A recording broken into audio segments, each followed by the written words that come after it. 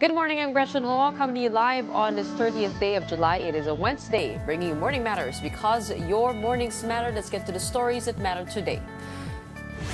Now that all eyes are on flood control projects, Baguio City Mayor Benjamin Magalong exposed what he called a highly organized and structural corruption scheme. He alleged that some lawmakers received 35 to 40% in kickbacks through collusion between contractors and government bidding agencies. An independent bloc is possibly forming in the House of Representatives, eyed by three lawmakers who abstained during the vote for Speaker Martin Romualdez' re-election. Navotas Representative Toby Chanco will join us later in the program to provide more details on the matter. And the Senate has scheduled its deliberations on the Supreme Court's decision regarding Vice President Sara Duterte's impeachment for August 6. According to Senate President Chis Escudero, this allows senators sufficient time to review the 97-page ruling. Welcome to our program, Morning Matters, where we talk about the issues you need to know for the rest of your day. Now, first on the agenda, President Bongbong Marcos vowed to investigate and file cases against those who milked flood control projects and received hush money for these initiatives. But good governance advocate Baguio City Mayor Benjamin Magalong alleged that contractors and bidding agencies collude with lawmakers themselves, receiving 35 to 40% in kickbacks. Here is a report. Hiya naman kayo sa inyong kapwa Pilipino.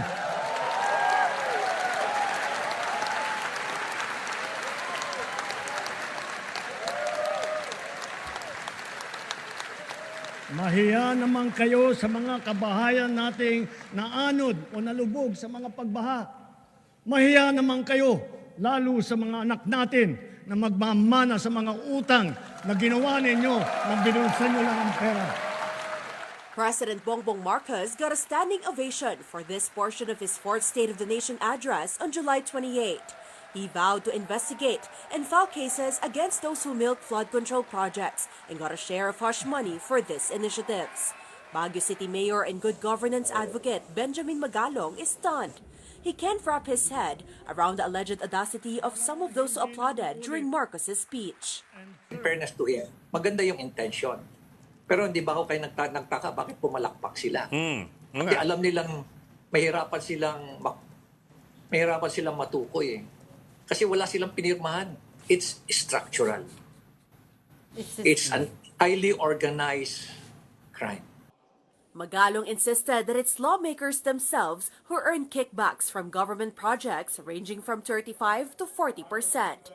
He said the corruption begins with the people inside DPWH chosen by congressmen themselves. It starts with the selection of the district engineer or yung regional engineer ng DPWH and who are actually selecting them. It's not the secretary of DPWH. Based dun sa nireport sa akin ng isang contractor at mga suppliers at sa mga resources na rin natin, these are organic personnel. Usually, ang kinukuha ng mga politiko, mga lawmakers, is around 35 to 40. Yan. Standard yan. Lalo-lalo na kung kanila yung pork barrel. But according to House spokesperson Attorney Princess Abante, all congressmen do is advocate or push programs for their constituents.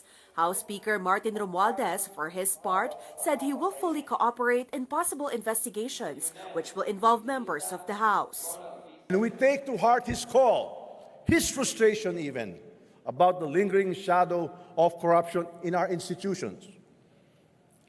As Speaker, I share his concern and I accept his challenge, not with defensiveness but with determination.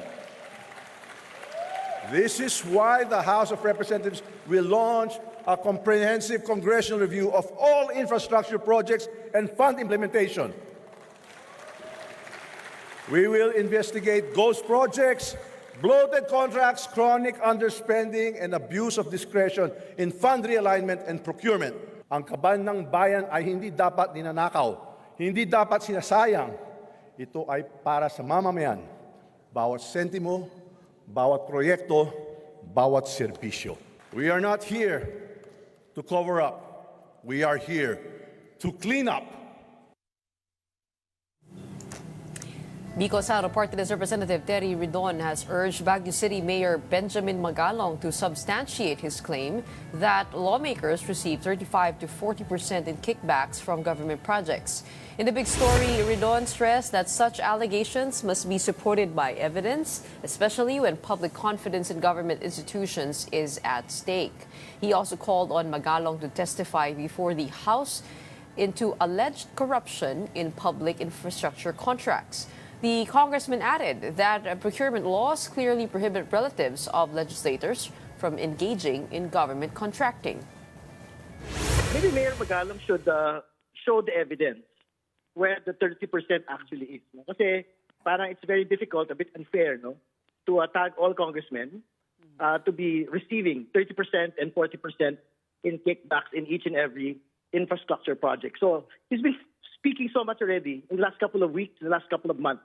But we have yet to see a single document, actually, that shows that, in fact, 30 or 40% had actually been received by a congressman or whichever legislator in the country. A review of the flood control projects under the Bongbong Marcos administration shows that thousands of projects have been added annually since 2023. The Department of Public Works and Highways implemented over 8,000 flood control projects in 2023. Now, that number rose to more than 10,000 in 2024 and is projected to reach nearly 12,000 by the end of 2025. Secretary Manuel Bonoan told One Balita Pilipinas that they plan to audit all projects completed over the past 3 years. He also acknowledged that some individuals were able to enter the agency through the influence of certain officials, prompting stricter oversight moving forward. With all the records that we will be submitting, we also intend to conduct yung audit namin sa lahat ng mga projects kasi that's already 3 years. Tingnan namin kung ano ang itsura na yung mga projects na nagawa. Kasi the mga projects that we have implemented should be lasting for anywhere between 5 to 10 years.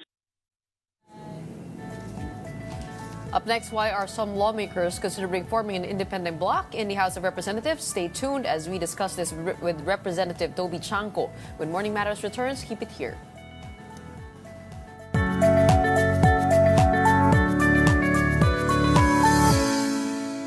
Good morning, I'm Gretchen Ho, and here on Morning Matters, we talk about the most pressing issues and give you the context behind the headlines.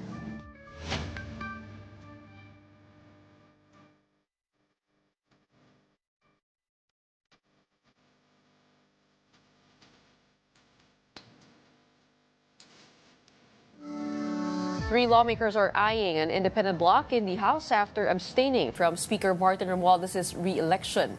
These are Navotas Representative Toby Chanco, Bacolod Representative Albi Benitez, and Cebu Representative Duke Frasco. Despite this, the three lawmakers insisted that they are not anti-administration, but they are concerned over the irregular 2025 budget. Frasco, for one, called for a leadership that restores public trust and backs the president's priorities. Let's discuss that further with Navotas Representative Toby Chanco is now joining us live via Zoom. Magandang umaga po sa inyo, Congressman. Yes, magandang umaga, Gretchen. Okay, unang-una, Congressman, you were the campaign manager of Alianza para sa Bagong Pilipinas, ultimately aligned with the President. Also, tama po ba, related din po kayo kay Speaker Martin Romualdez? Hindi, yung wife ko po. Yung wife ko. Yung wife ninyo, oo. My wife and the Speaker and the President are first cousins. Correct, and that means this abstinence from voting the Speaker is a big statement on your part. So help us understand what led you to abstain from voting for House Speaker Martin.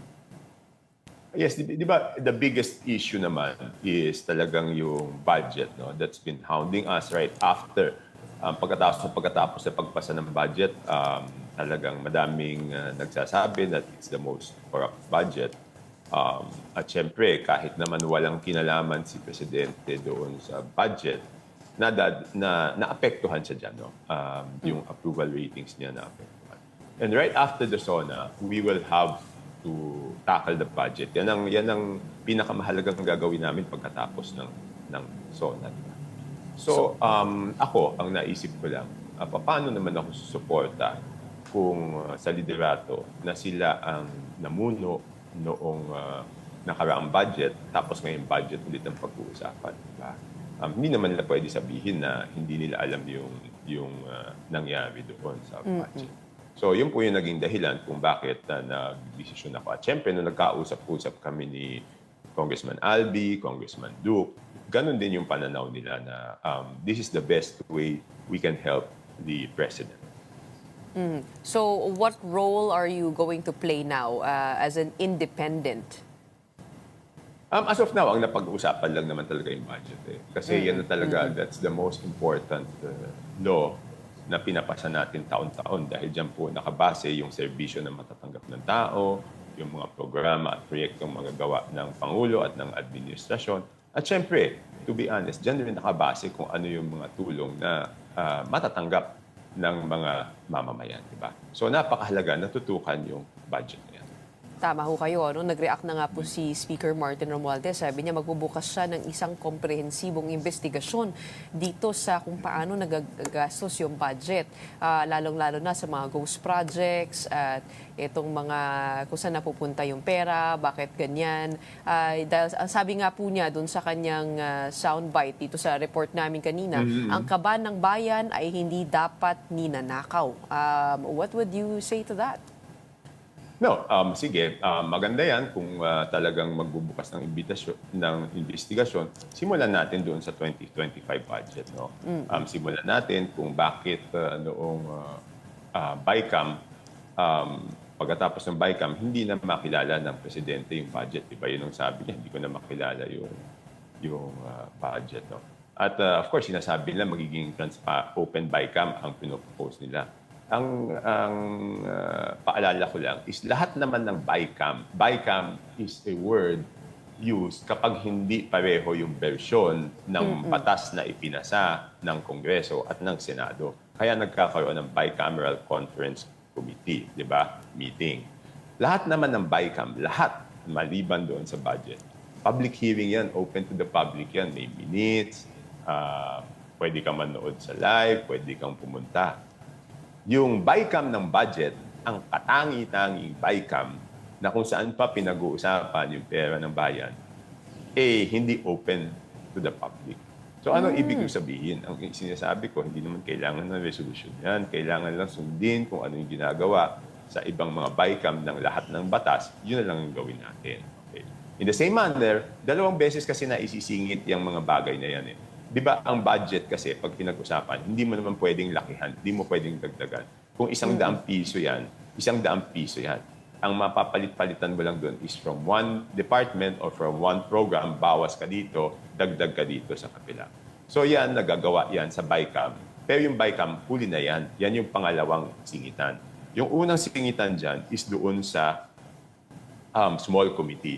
Kasi pag in-approve namin sa House of Representatives, yung second reading, okay, sa lahat ng batas na ina-approve namin, ito na naman, maliban na naman sa budget, ang sistema is, bago aprubahan sa second reading, pagkatapos ng napakatagal na debate, tanungan, magkakaroon muna ng committee amendments kung ano yung proposal ng committee na palitan doon sa proposed bill. Ang proposed bill in this case is yung NEP. So hawak natin yung NEP, National Expenditure Program, na handun nakasulat kung saan lahat ng pagkakaastusan. Ang mangyayari is sasabihin ng committee, ito yung mga proposed amendments, ito yung proposed na palitan. Okay.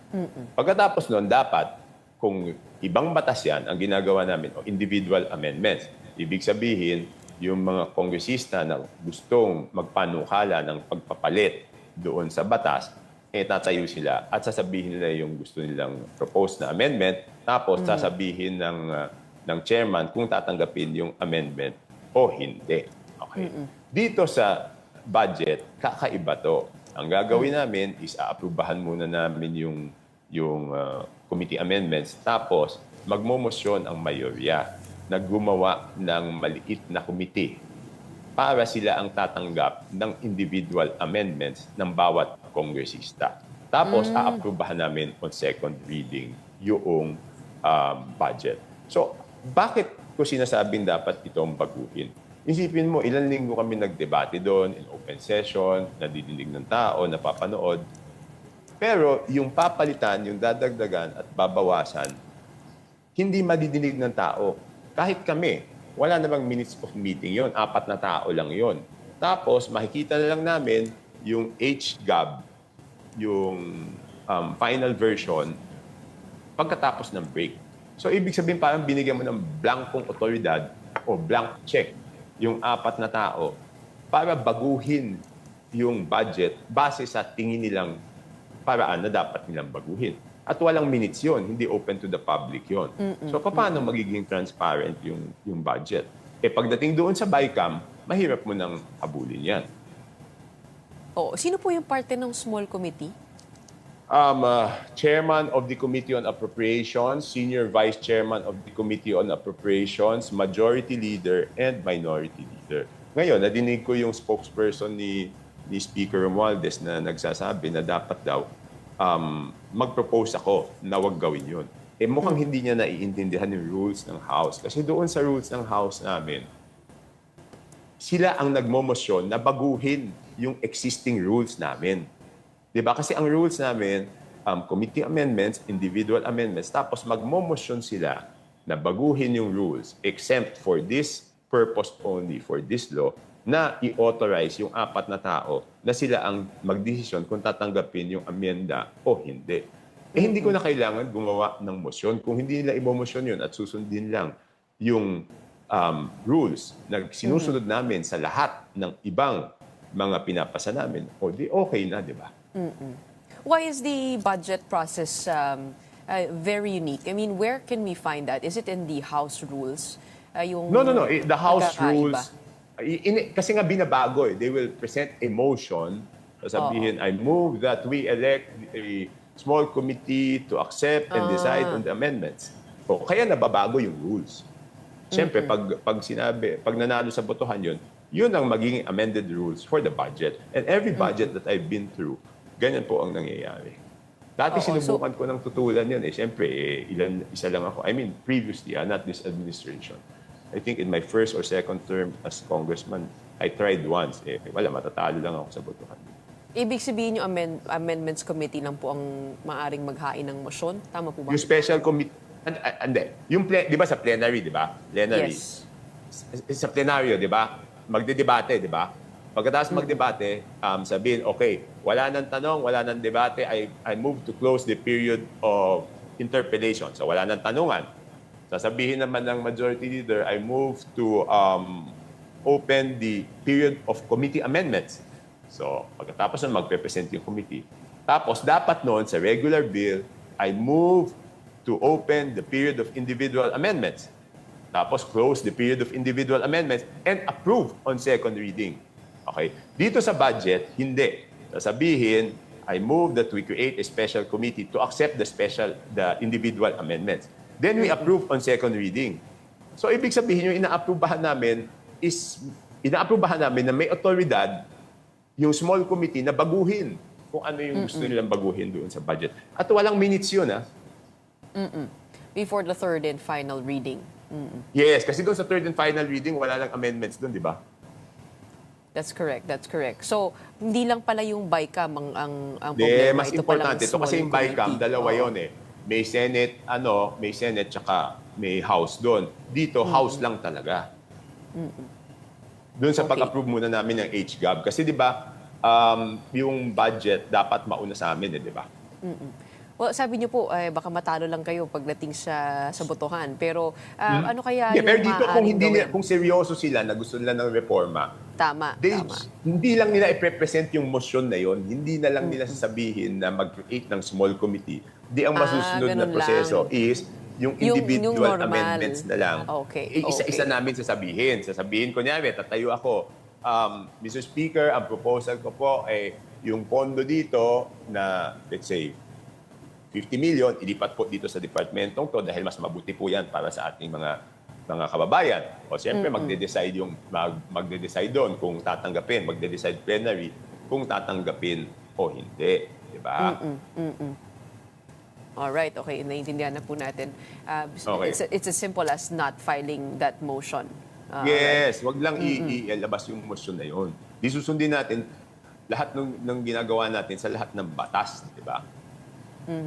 Okay.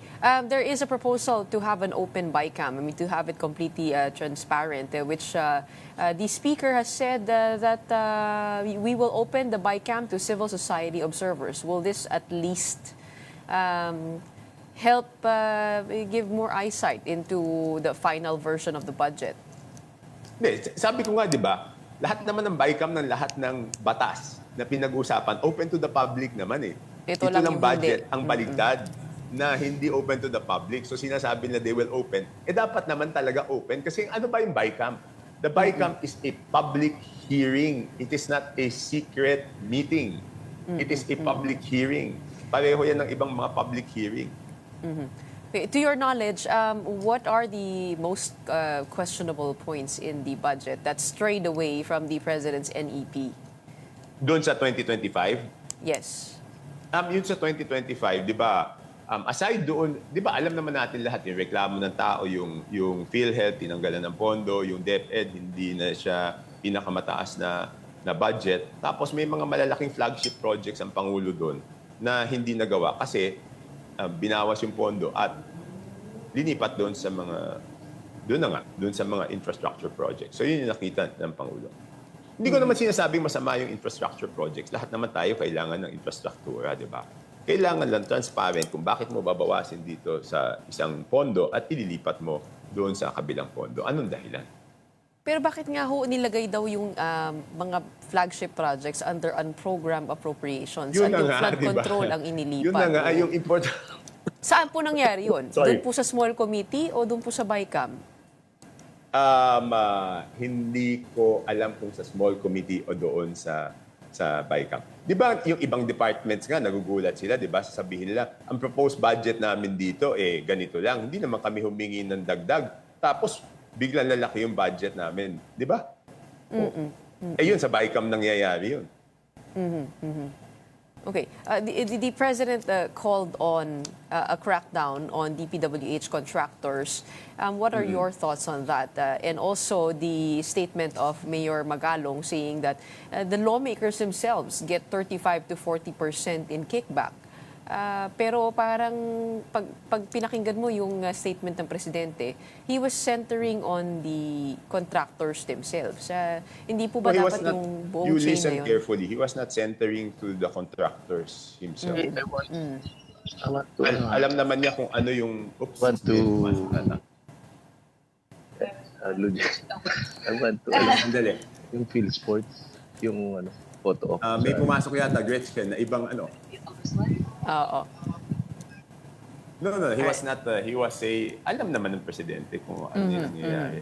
He was So kasama po referring yun? to everyone involved. Hindi naman magagawa ng contractor yan na sila lang, di ba? Magagawa ba ng contractor yan na sila lang? Madaming involved dyan. Hindi lang naman kaya ng contractor na siya lang gagawa yan. Pag tinignan mo actually yung speech niya, parang ito nga, sabi nga niya, makickback, initiative, errata, SOP for the voice. Errata, Kaya di ba? Errata. oo. Sino ba gumagawa ng errata? The Di ba? lawmakers. Sa budget process yung errata eh. Di ba? Hindi naman sa Pero- hindi naman sa ano yan eh. Hindi naman sa contractor yung errata eh. Yan yung sinasabi sa budget process. Yan yung errata. Doon na pinapalit-palitan kasi nga nung nagkausap kami diyan, tinatanong niya bakit errata ang term. Ang errata kasi 'di ba is you will may mali, 'di ba? Pero dito, errata ginagamit na term sa lahat ng pinapalitan sa BICAM, ng lahat ng revision. It's an abused word na errata. For, pag may revision sa budget, doon po nangyayari yon. Okay. Yes, abused word yung errata. Kasi yung errata dapat papalitan mo. Ito kasi, kinuha sa ibang ahensya, dinala sa ibang ahensya, hindi naman errata yon. Yung errata is, for example, nasa DPWH, yung itong budget na to. For example lang, magbibigay lang ako ng halimbawa. Ang errata is yung nagkasundo yung lawmakers, tsaka yung DPWH na mas DPWH budget din, within DPWH budget, mas maganda kung dito gagastusin yung pera, mas mapakinabangan ng tao. Errata yon. Pero pag tinanggal mo, for example, sa DepEd at pinasok mo sa DPWH, hindi errata yon. Pero ang ginagamit na term, pag tinignan mo yung BICAM, puro na siya errata. Yun yung sinasabi. Katulad Okay. yung ginawa doon sa flagship projects na linagay sa program. Tinanggal yung pera doon sa flagship project, linagay sa DPWH, ang nakasulat, errata. Hindi naman errata yon, di ba? Okay. What would it take to signal seriousness on the president's part, you think? Hindi, yun na yung seriousness, yung sa zona niya, di ba? Maliwanag Yung pagsisiwalat naman ng ang mga sinabi listahan niya. ng mga contractor, sabi po niya, he's asking DPWH to submit a list of all flood control projects from every region started or completed in the last 3 years. Ito po ba ay, ano kayang makikita natin dito? Tama po ba na 30 to 40% ang kickback kadalasan? I wouldn't know, no? I wouldn't know. Alam mo, ang hirap na. Alam mo, pag sinagot namin yan, self-serving di ba? Sabi namin, hindi totoo. Sino namang lawmaker aamin, di ba? Kaya, mas mabuti, kung gusto, imbestigahan na lang kami lahat. Lahat kami. Wala naman magsasabi na totoo yan. Sino naman bakit patatanungin kung totoo? Bakit patatanungin yung lawmaker kung totoo yan o hindi? Wala naman magsasabing oo. Di ba? What would you say? Lang kami lahat. What would you say to the proposal of Senator Chis Escudero na hindi papayagan yung until the 4th degree of consanguinity, I guess, related to hiring government contractors? Yes, I agree to all of those proposals, no. But first of all, let us be transparent with the budget. Yan ang napakahalagang proseso. Dapat open siya, makita, mapanood ng tao.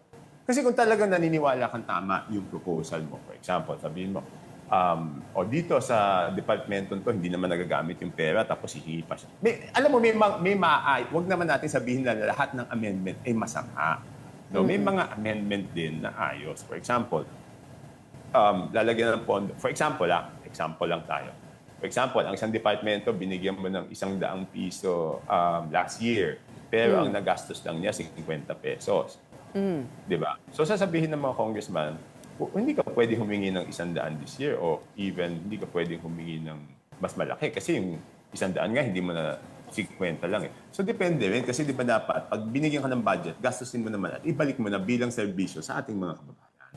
So hindi naman lahat ng errata ay masama. Ibig sabihin, hindi pala lahat ng errata. Ibig sabihin, hindi naman lahat ng revision ay masama. Ang sinasabi ko lang, kung talagang naniniwala ka na ayos yung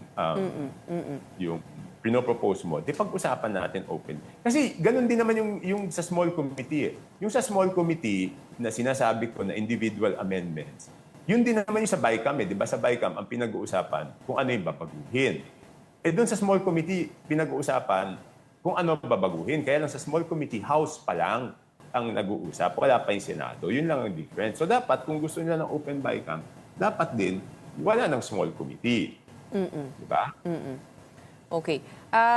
Pero ito pong proposal nga po ni Senator Chis, ay hindi po ba paiikutan lang din yan kung pinagbawalan mo ng until the 4th degree, kung titingnan mo, ang dami namang ways to go around it, like have a partner here and there. I mean, will this really eliminate the problem or, di ba? Ganyan naman di ba lahat naman ng batas na ginagawa natin, ilan lang nag-iisip na gumawa ng batas. Pag nakita ng batas yung mga gustong to go around it, ang iisipin kagad nila talaga how to go around it. But we should not give up, di ba? Hindi naman ibig sabihin na hahanapan ng dihigpitan natin. Let us make it difficult for them. Let us not make it easy for them. Correct. Di ba? Hindi naman pwedeng madali para sa kanila yung gumawa ng kalokohan. Kung hindi man natin mahinto, pahirapan naman natin sa kanila at kung ipipilit nila, baka mahuli sila. Yan naman ng sistema ng paggawa natin sa batas, di ba? Congressman, kahapon po ay nag-viral po Teka, baka itong maglobat video. lang ako. Takbuhin ko lang yung charger ko, ha? Sandali. Sorry. Yes, course. ma'am. Yes, Okay, ma'am. Congressman, Yes, ma'am. nag-viral po kahapon yung isang video na may congressman Mm-hmm. na naglalaro ng sabong, e-sabong sa kanyang cellphone. Okay. May idea po ba kayo kung sino yon? Ay, hindi ko alam eh. Hindi ko alam kung sino yun. Oo. Hindi ba illegal Hindi po ko alam yun? kung- Hindi ba Ano? dapat Ano? mahabol din yun? Illegal po yun. Pero hindi ko alam kung sino eh. Oo. Talaga? Is there a way Hindi, for us to know? May CCTV po bang pwedeng habulin dyan? Meron, siyempre, may CCTV kami. Ay, sorry ah. May CCTV kami sa house eh, di ba? Okay, more than this being a funny matter, it is illegal, e-sabong currently. So to see a congressman playing in the middle of a very important day, I think is worth cracking down on. Okay, bilang panghuli po, Kawawa Congressman, naman, unang araw pa lang, ma-ethics committee ka na. bilang Ay, panghuli biro po, lang yung kawawa, oo. pero hindi naman dapat, hindi pala kawawa. Ibig sabihin, mali pala yung word na rin nagamit ko. Hindi pala siya kawawa. Ibig sabihin, nakaka-ano lang na unang araw mo pa lang, ma-ethics committee ka na. Bilang panghuli ho, of course, you still support the Marcos administration, but how do you reconcile that? Definitely, Oo. wala naman question dyan eh. And I hope, alam mo, hindi naman madali ito para sa akin because magkaibigan naman kami ni Speaker Martin, di ba? Pero, syempre, it comes to a point na kailangan ko kasi bumoto for Speaker eh, di ba?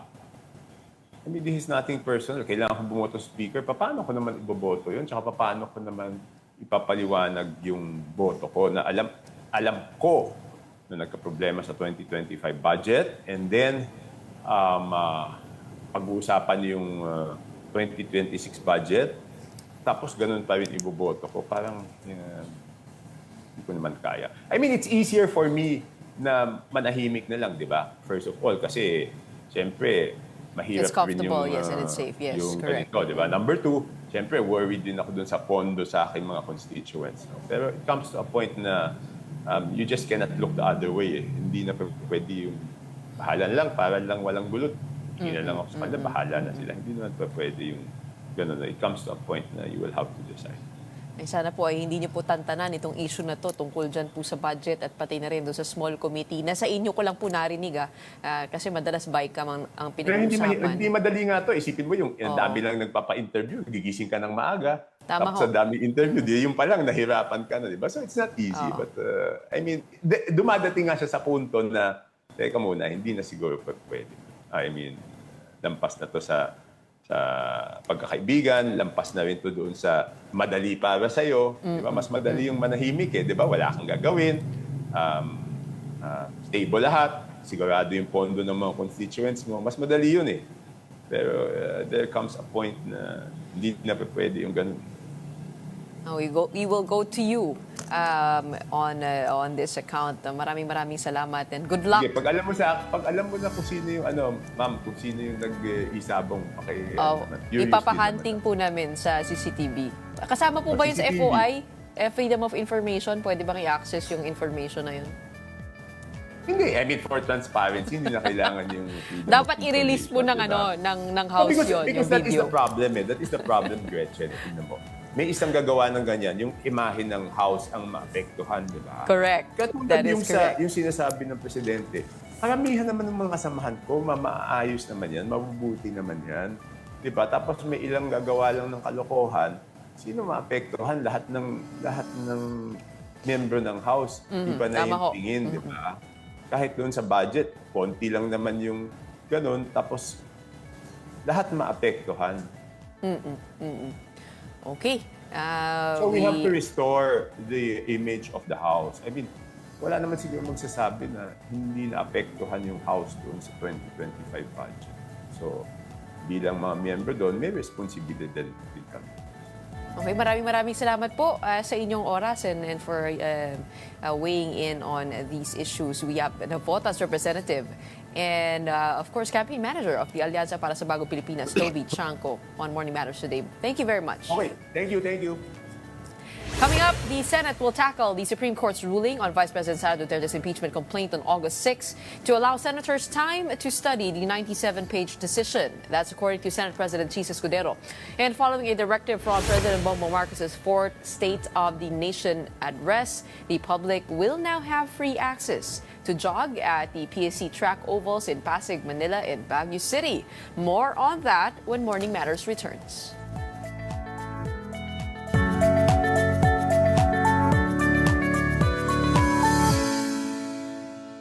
Welcome back. You're still with us on Morning Matters here on One News. Everyone can now jog for free at all track ovals operated by the Philippine Sports Commission following a directive from President Bongbong Marcos during his fourth State of the Nation address. The initiative covers PSC facilities in Pasig, Manila, and Baguio and aims to promote physical fitness among the public. It is open to the public from 3 p.m. to 10 p.m. daily. The PSC noted that operations are still being fine-tuned but expressed enthusiasm for welcoming the public back to the tracks. The president, during his fourth SONA, also pledged full support for grassroots programs like the Palarong Pambansa and Batang Pinoy to develop young athletes. Marcos recognized national sports icons including Manny Pacquiao, Heidelin Diaz, EJ Obiena, and Paralympians who brought pride to the country. To talk more about this development, we are joined by Philippine Sports Commission Chairman Patrick Gregorio. Welcome back to Morning Matters. Thank you so much for joining us. Hello, Gretch. Hello to all our televiewers. I'm here in Siargao. Wow! Sunny Siargao. Oh, ano po ginagawa niyo dyan? Well, I'm here because I have to meet the good governor of Surigao, Lyndon Barbers. And our rowers, beach sprint rowers, dragon boat team, and the tatlo yan, beach sprint, dragon boat, and of course surfing people, because we're organizing a big international event in Siargao this October, the WSL World Surfing. Yung Dragon Boat team natin, dyan na po ba nagtitraining? This is the one of the strong teams in the country. It's called the Siargao Dragons. Some members are also members of the Philippine rowing team. Ito yung beach sprint. And then of course yung surfers natin kasama sa meeting ko today. But yesterday, the whole entire afternoon, I was with the good governor of Surigao, Lyndon Marcos. Okay. To our delight, Chairman Pato, the President actually gave a long statement on Philippine sports at sinimulan po niya yan dito nga po sa pagbubukas ng Philippine Sports Commission sa publiko ng mga track and field oval sa Pasig, Maynila at Baguio. Is this going to be completely for free? Yes, definitely. Alam mo, masayang-masaya talaga ako at nagpapasalamat ako kay President Marcos. Na talagang, sabi nga nila, I think for the first time sa history ng State of the Nation address of a President, napaka-comprehensive nung report niya sa taong bayan tungkol sa Philippine sports, no? Of course, ang highlight is yung pagbubukas ng track and field oval sa Rizal, Philippine sports sa Pasig, sa Baguio. Definitely, it's for free. Definitely, walang maraming mga requirements. Definitely, we will provide safety and yung mga necessary needs ng isang nag-exercise like water, proper lighting, and it is open. We started last night. We tried a soft opening, and ang dami nang dumagsa sa Philippine sports tsaka sa Rizal, no? Minomonitor ko siya kagabi, as of 9 p.m., parang close to 200 people. Wow! Ang nagja-jogging, no? Nagwo-walking. Which kasamang facility? pamilya. Which facility? Both Rizal and Phil Sports. Kasi sa Baguio ngayon, mayroon pang low pressure area, maulan pa siya. Pero I am sure pag nahikayat yan ni Mayor Benji Magalong, madami rin yan kasi it's inside the teacher's camp. So talagang masayang-masaya ako na pinahintulutan ni President Marcos na gamitin na itong facility na to kasi ang iniisip ng karamihan, it is exclusively for our national athletes. Pero nakita ng Presidente at ako, kitang-kita ko rin bilang chairman, na ang national athlete natin, ikaw, you're a national athlete, you don't exercise 24/7, you exercise 2-3 hours per day, and usually that's in the morning, let's say from 7 to 10 p.m. Kaya yung 3 to 10 p.m., 3 p.m. to 10 p.m., buksan na natin yan para sa mga bata, sa mga magulang, sa lolo't lola, and lalo na yung mga future athletes, let them run there and let them exercise. So we're really very happy and we're excited that we're doing this. And hopefully we can do this in other parts of the country. Kahit yung track and field ay ang may-ari ang LGU, I hope they consider opening up the track and field oval. Kasi utos po ng Presidente yan, healthy lifestyle. Naalala ko po nung ako ay nasa grade school at high school, 2005 po yata yun, ay nagbabayad kami ng 20 pesos para maka-training kami dyan sa Ultra. Good to know that it's now for free, no? For the public. Yes. Oo. Chairman, Yeah, actually... tinanggal natin Go ahead. yun, Gretch, no? Alam mo yung 20 pesos, if you train 3-4 times a week, at kinumpute mo yan over 30 days or 4 weeks, pambili na po ng bigas at ulam ng pamilya yan. At di ba, isasama mo asawa mo, sasama mo mga anak mo, libo-libo na po yan sa isang buwan. Alam niyo po, ang mandato ng Philippine Sports Commission is really to also encourage the people to exercise. But So wala na how po will yan. you Libre po how yan. will you manage the crowd overflow? At pati yung mga banyo po ba available din sa publiko ng libre? Syempre alam po Yes. natin na may mga maintenance din na kinakailangan diyan. Ay, ano na po yan, kasama na po sa serbisyo namin yan. I don't think it will be parang difficult on our part managing the toilet and yung mga water stations. Lahat po yan, ililibre na natin. Sabi ko nga, narinig po natin yung SONA, Gretchen, ni Presidente, kung paano niya i-improve yung healthcare programs with PhilHealth and Department of Health. Di hamak mas mura ang ipa-exercise mo yung taong bayan. So, walang bayad pagpasok, walang bayad pagpasok ng banyo, walang bayad pag-inom ng tubig. Wala po. And that's good to know, no? Maybe this could be an option para sa mga walang-wala sa buhay na kahit paano to keep themselves healthy and hygienic and very clean as part of their human dignity, of course. Pero, Chairman, curious po ako dito sa sinabi po ni Pangulo, nabubuo tayo ng bagong pambansang programa para sa sports development. What would encompass that? What would be the main difference? Kasi sabi niya, ibabalik natin ang mga sports dahil magsasagawa tayo ng mga palaro at intram sa lahat ng pampublikong paaralan. Hindi po ba nandun na yun? And how would this be any different? Okay, let me try to explain and help validate the question. Yung konsepto na yan. Ito po yung sinasabi natin sports value chain. I remember when we tested yan a few weeks ago na from the time the boy or the girl, young boy and girl starts taking up a sport hanggang magkolehiyo siya, hanggang mag-national team siya, malinaw yung kanyang tatahaking rota, no? Yung Olympic highway, pwede natin sabihin, road to the Olympics. That means, yung sinabi po ni Pangulo na simulan natin sa interbarangay pa lang. Pagkatapos ng interbarangay, pupunta yan sa palarong pagbansa, pupunta yan sa Batang Pinoy. Pag-aaral yan sa kolehiyo, make sure nandoon yung sport na ginusto niya. Pagpunta nun, pupunta siya hahanapin siya ng National Sports Association kung capable ba siya maging national team player. Pupunta siya sa regional league, Southeast Asian Games, bigger regional games, Asian Games, and then Olympics. So dinidikit lang natin yung gaps.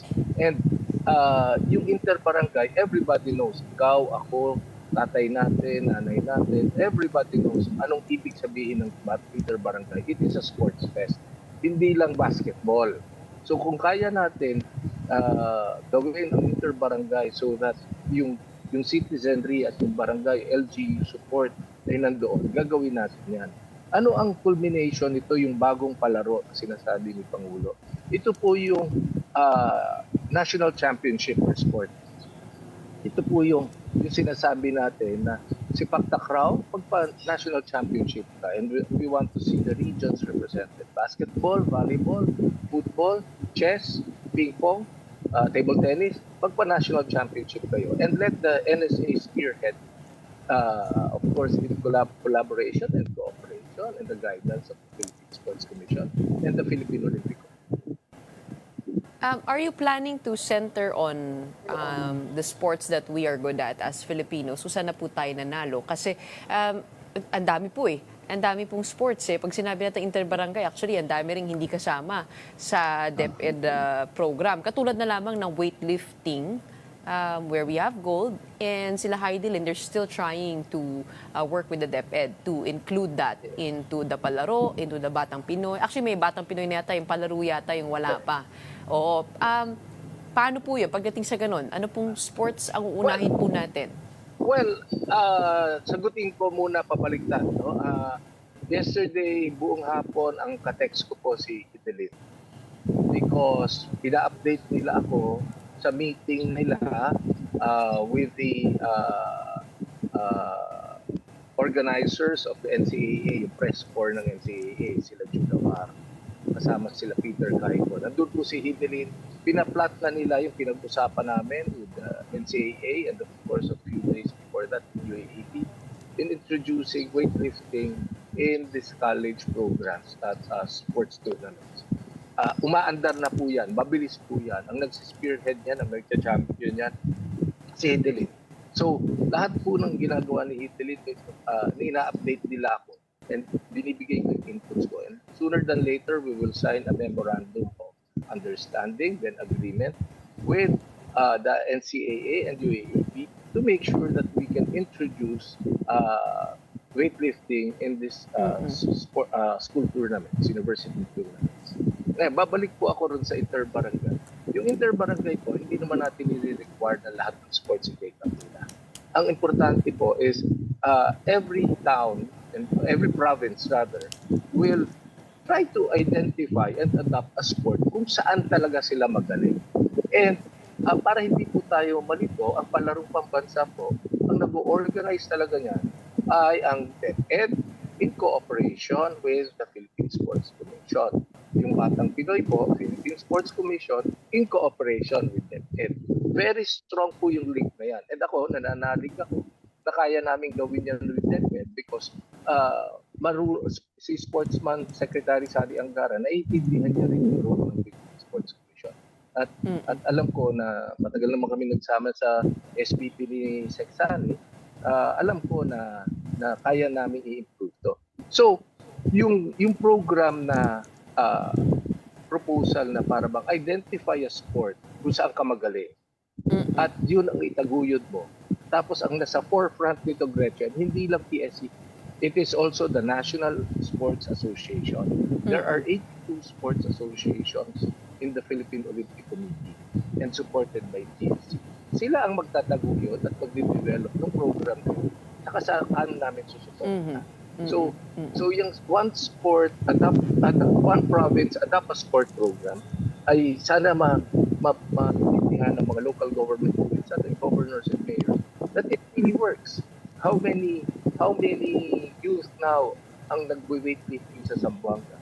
Gaano karami po ang youth na nagbe-baseball sa Tanawan, Batangas? Gaano po karami youth ang nagba-boxing sa Bago, sa Bacolod?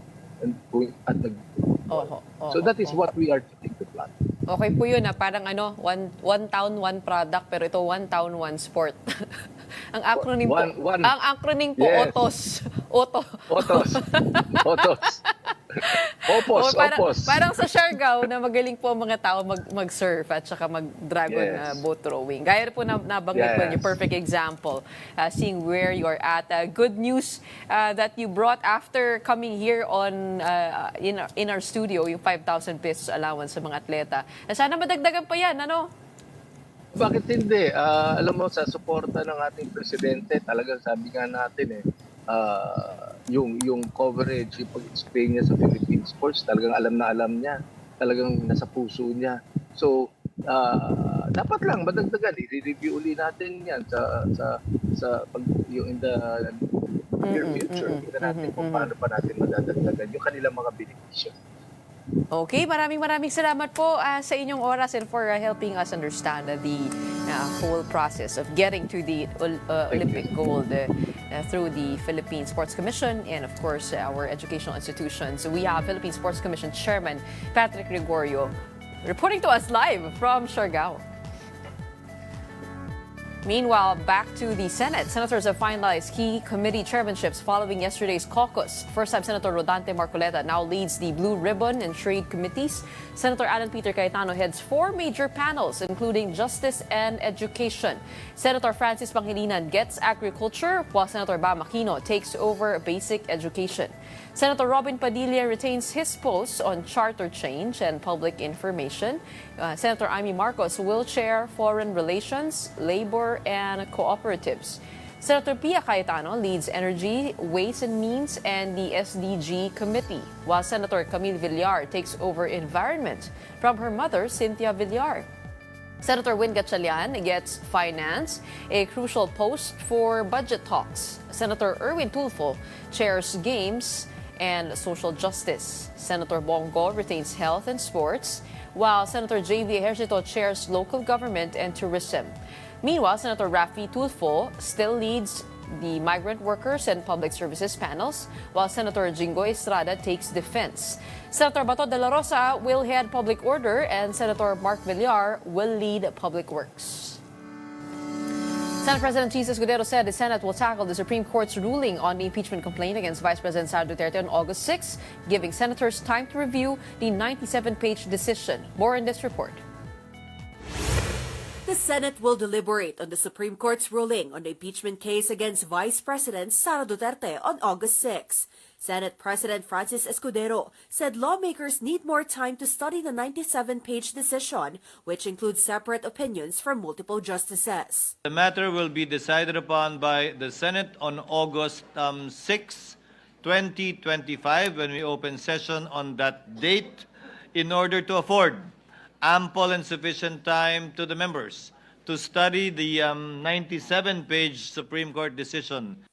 Senate Minority Leader Tito Soto said he was the one who proposed the date. He noted that while some senators wanted to immediately dismiss the complaint, they ultimately agreed to allow more time for deliberation. Sabi ko, let's meet halfway. Wednesday next week. I'll give ample time for everyone to study. Senator Mig Zubiri added that many senators are not lawyers and need time to fully understand the ruling. Marami kasi sa ating mga kasamahan, katulad ko na hindi po kami abogado, gusto po natin pag-aralan na mabuti yung 90-plus page decision ng Supreme Court. Pumayag naman yung iba na gusto talaga i-dismiss today. Despite the pending Senate vote, Escudero stressed that the Supreme Court's decision is clear. The impeachment case is unconstitutional and void from the start. Nagdesisyon ng Korte Suprema, sang-ayon ka man doon o hindi, dapat ito'y sundin. Kung hindi, magkakaroon tayo ng constitutional crisis. He said the SC found that the House violated due process and the one-year ban rule on filing impeachment complaints, effectively stripping the Senate of jurisdiction. Nakasaad din sa desisyon ng Korte Suprema, hindi nagkaroon mulat-mula ng jurisdiction ang Senado doon sa impeachment complaints dahil sa paglabag sa Bill of Rights, particular due process of law. The House had earlier said it will file a motion for reconsideration to the SC decision. But according to the Senate President, it's unlikely the Supreme Court will overturn this anonymous decision. There is a new witness in the case of missing Sabongeros, as according to the Justice Department. Justice Secretary Boy Remulla said the witness has both testimonial and physical evidence to support the testimony of Julie Patidongan, or alias Totoy. The new evidence, however, has not yet been made public. The Justice Department also relieved a service commander from duty due to questionable actions in the ongoing investigation. Meanwhile, 12 police officers are facing administrative charges following a complaint filed by Patidongan with the National Police Commission. The officers are under investigation by NAPOLCOM's Inspection, Monitoring and Investigation Service, which found a probable cause to proceed with administrative cases. Meanwhile, UK Prime Minister Keir Starmer said Britain will recognize the state of Palestine by September unless Israel takes clear steps to end the crisis in Gaza.